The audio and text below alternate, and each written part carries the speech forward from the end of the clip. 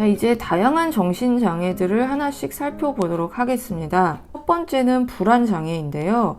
자, 불안이란 도대체 무엇일까? 이전에 몇 번 이야기했었지만 불안은 우리에게 꼭 필요한 것이다 라고 얘기했죠. 그러니까 불안이 있어야지 이 위협적이고 위험한 상황에서 불안을 느껴야 내가 나를 지킬 수 있잖아요.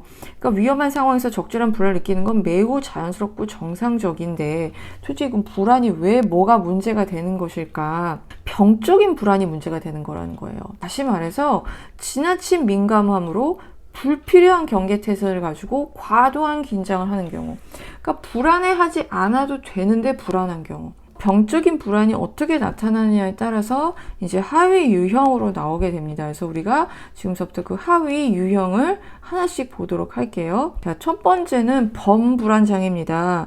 자, 이 범자는 호랑이 범자가 아닙니다. Generalized Anxiety Disorder, 다시 말해서 이 general의 의미인데요. 그래서 일반화된 불안장애다라고 보면 됩니다. 범불안장애는 뭐냐면 어떤 특정 상황이라기보다는 일반적으로 다양한 상황에서 불안해하고 걱정을 하는 거예요. 그래서 굉장히 만성적으로 만들어진 불안을 말하는데요. 그래서 이 세 가지 특징이 있습니다. persistent, 그러니까 계속 지속적이라는 거, excessive, 정말 너무 과도한 거, 그렇게까지 불안해하지 않아도 되는데 너무 과하다는 거. 그 다음에 unreasonable, 다시 말해서 합리적인 혹은 합당한 불안이 있어요. 그죠? 어두운 밤에서 혼자 길을 걷고 있는데 뒤에 누가 날 쫓아오는 것 같아요. 그럴 때 불안함을 느끼는 건 reasonable 합니다. 그런데 사람이 많고 뭐 약간 축제 분위기고 막 들떠있고 그런 가운데서 내가 이제 걷고 있어요. 막 그런데 내가 누군가한테서 막 살인을 당할 것 같다, 막 이런 생각을 하면서 불안해 한다면 그건 unreasonable 한 거잖아요. 그죠? 근데 여기서 중요한 것은 이게 굉장히 만성적이고 거의 언제 어디서든 불안해 한다는 거를 의미해요. 어제에 그 사례가 하나 더 나오는데 그걸 찍진 않았습니다. 여러분들이 그 범불안장애 사례도 한번 살펴보면 좋겠고요. 이제 이 표 11-2 같은 이 진단 기준은 어디에서 나온 거겠습니까? 네, 다 DSM-5에서 나온 겁니다. 범불안장애 진단 기준을 보면 다양한 사건이나 활동에 대한 과도한 불안 걱정이 나타난다 하고서는 여기서 또 하나 조건이 나온 게 뭐냐면 적어도 6개월 동안 50% 이상의 날에 나타나야 한다. 그러니까 과도한 불안과 걱정이 예를 들어서 한 1개월 정도 됐어요. 그러면 그 정도를 가지고 범불안장애다라고 진단을 내리진 않아요. 그러니까 이 진단이 내려지기 위해서는 이런 조건까지도 다 갖춰야지 그렇게 쉽게 진단을 내리는 것은 아닙니다. 자, 그리고 두 번째 포인트는 개인은 이러한 걱정을 통제하기가 어렵다라고 느끼는, 그러니까 자기가 자기 불안이 통제가 안 되는 거죠. 그 다음에 불안과 걱정은 다음에 6개 증상 중 3개 이상과 관련된다. 그래서 이 6개 중에 3개 이상이 나타나느냐. 그 다음에 아까 여러분들 그 판별 기준에 기억나죠? 이 적응 혹은 functioning이라고 하는 것이 중요합니다. 그래서 사회적, 직업적 또는 다른 중요한 영역 활동에 어떤 손상이 있는가, 이런 복합적인 기준에 통과할 경우에만 이 범불안장애의 진단을 받게 됩니다. 인지주의 입장에서 보면 범불안장애는 위험과 위협에 관한 이 인지도식이 다른 사람보다 더 많다는 거예요. 그러니까 이 어떤 잠재적 위험에 대해서 다른 사람보다 훨씬 더 지금 예민하게 반응할 수밖에 없는 거죠. 그리고 그 벌어질 가능성을 또 상대 일반적인 사람들보다 더 과하게 평가하고요.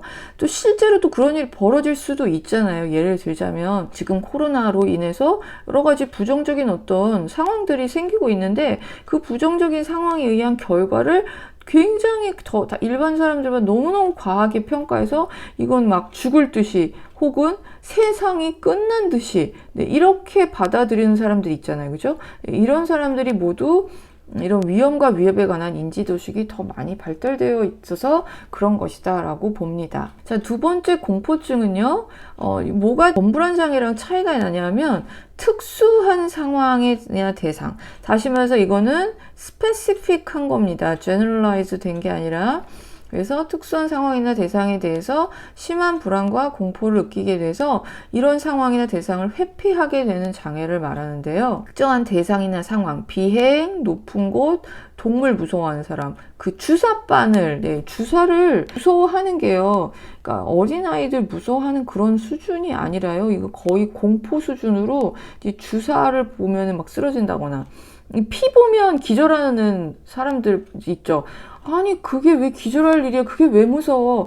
라고 우리는 생각할 수 있지만, 그게 공포증으로 되면 충분히 그런 반응을 할 수 있습니다. 이제 그게 이제 왜 생기느냐, 왜 그렇게 됐을까는 이제 아까 이야기한 대로 그런 각 이론적 입장에 따라서 또 해석이 달라지고 또 접근하는 게 이제 달라질 수는 있겠죠. 이 공포증은 그런 공포를 유발하는 대상이나 상황에서는 거의 예외 없이 100% 나타나게 되고요. 그러니까 당연히 회피를 하게 되고요.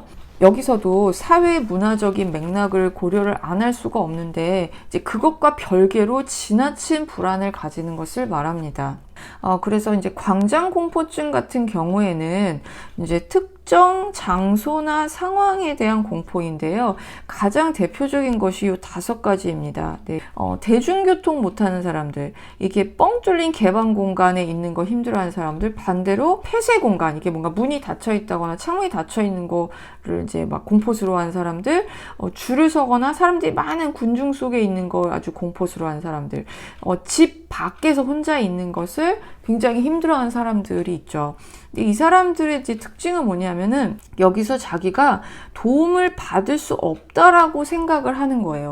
혹은 내가 거기서 도망갈 수 없다라고 생각하기 때문에 그것에 대해서 이제 공포감을 느끼는 거죠. 도대체 왜 그럴까? 이해가 안 된다라고 그냥 이렇게 치부를 해버릴 일이 아니라, 이 사람들은 이 신념이 굉장히 강해서 그 상황에서는 이제 그럴 수밖에 없다라고 이제 여러분들이 이해를 해야 되겠고요. 사회공포증 같은 경우에는 특별히 다른 사람들과 상호작용하는 그 사회적 상황을 굉장히 힘들어하는 겁니다. 그래서 사회불안장애라고도 불려요. 그래서 이제 우리가 일반적인 어떤 일상적 상호작용도 거의 하지 못하고요.